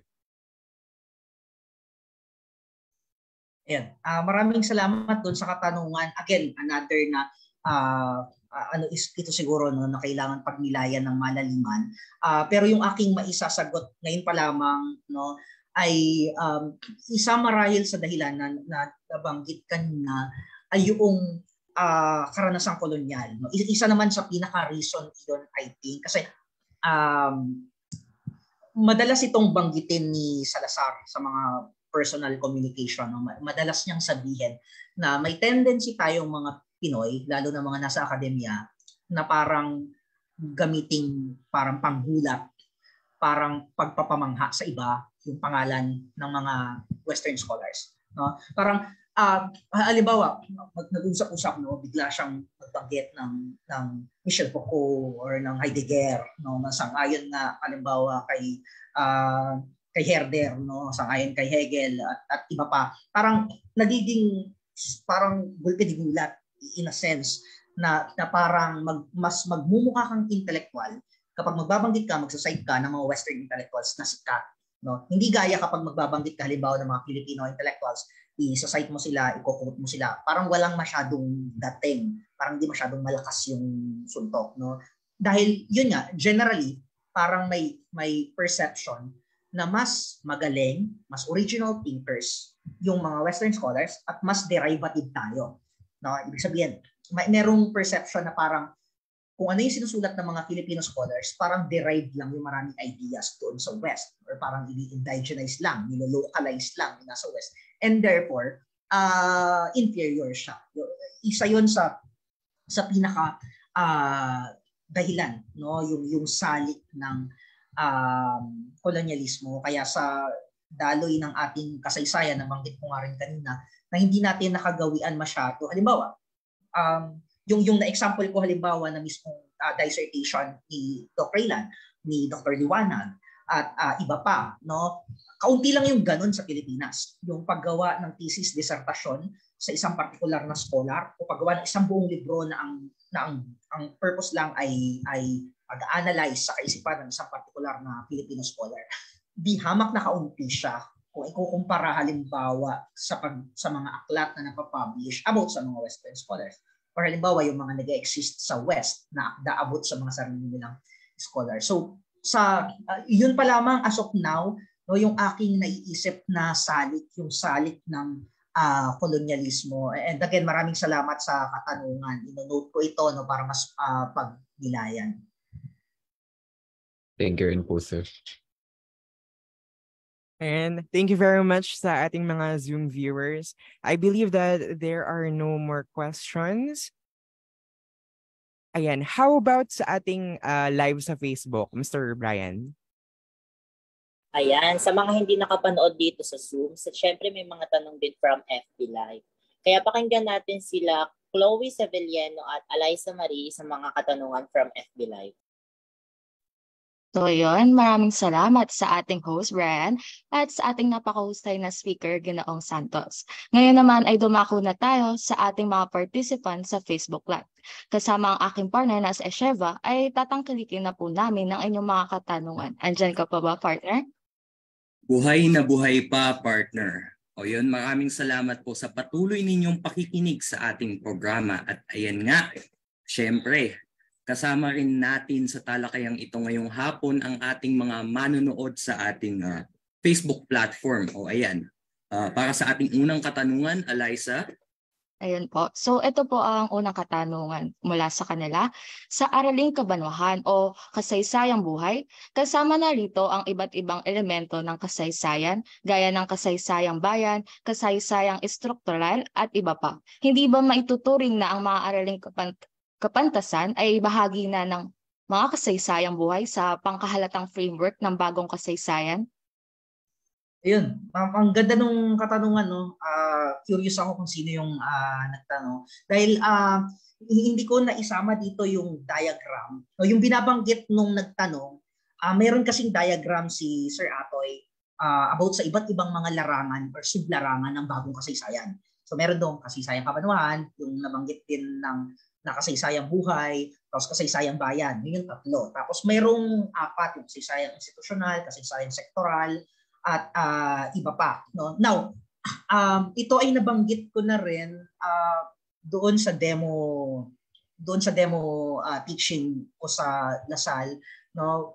Na yung kasaysayang kapantasan ay nais kong i-suggest bilang bahagi ng bagong kasaysayan, particularly under ng kasaysayang struktural. Kasi sa kasaysayang struktural, meron dong inilista si Sir Atoy na kaisipan, kamalayan, no? So yung kasaysayang kapantasan na version ng araling kapantasan sa history, pwede siyang i-under doon. So in a sense, pwede siyang ma-incorporate. Tapos tama rin yung although ito ay ngayon ko lang na-realize dahil doon sa tanong, no, na bukod sa pwede siyang incorporate sa kasaysayang struktural, particularly sa kaisipan, pwede rin siyang incorporate doon sa kasaysayang buhay. No, ngayon lang ito nag-occur sa akin. At salamat doon sa katanungan.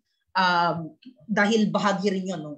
yung kaisipan ay bahagi rin naman ng buhay ng tao. Pero dapat pa rin magsagawa ng distinction kahit papaano. Halimbawa, hindi magkatumbas ang intellectual, ang biography halimbawa, isang talambuhay lamang doon sa pag sinabi nating intellectual biography. Magkaiba yon. Halimbawa, biography ng isang partikular na tao, nakaset lang yung mga pangyayari sa buhay niya, yung kanyang mga pag-aaral, kung saan siya nagtrabaho, etc. Unlike kapag sinabi natin na intellectual biography, yun ay tumutukoy doon sa kaisipan mismo ng scholar, paano ito nag-develop. No, mas nakatutok ka doon sa mind, doon sa intellect ng scholar, kesa doon sa outward na mga manifestation ng happenings doon sa kanyang buhay. So, tama yung nagtanong, pwede siyang incorporate dun sa kasaysayang buhay, pero mayroon pa rin pagkakaiba.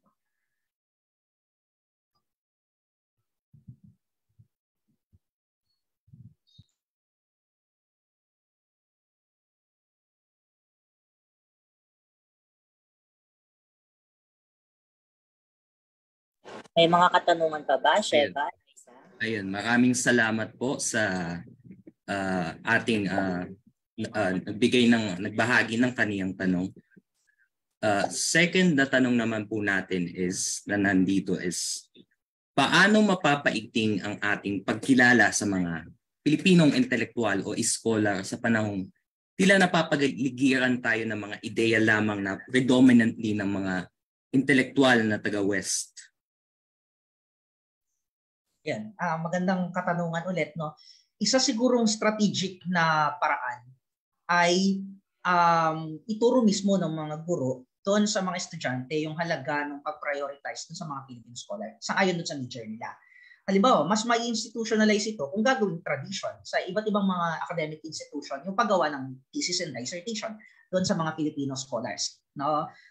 Halimbawa, yun nga, sa Araling Pilipino halimbawa ng Lasal, nagiging tradition na ito, no, kung saan din sinulat na ni Dr. Raylan yung kanyang disertasyon kasi dumadami doon yung pagsulat ng mga disertasyon at thesis na nakatutok sa mga individual. So sa pamamagitan ng pag-encourage sa mga student na ito yung gawing paksa. So pwede silang gabayan ng kanilang mga guro na ito yung maging topic nila. At bilang preparation, pwede itong maging topic mismo sa mga term paper sa kada mga major subject nila. No, sabi ko nga rin, isa sa naging assignment ko doon sa subject na Filipinolohiya na itinuturo ko sa DLSU, ay isa sa assignment ko sa kanila ay, kasi magkakaiba sila ng major merong nasa natural sciences, sa chemistry, engineering, etc. So sabi ko sa kanila, isa sa assignment nila ay mag-explore pumili ng isang particular na Filipino scholar sa field nila, tapos i-explore yung contribution nun sa kanilang field. Kasi later on, sabi ko dun sa iba nilang mga major subject, pwede nilang i-explore yon bilang mga term paper. So I think isa ito sa paraan para ma-institutionalize ito, no? Ituro mismo, encourage mismo sa ating mga students. Ayun. Maraming salamat po muli, Ginoong Santos, sa pagsagot ng mga katanungan mula sa ating mga Facebook participants.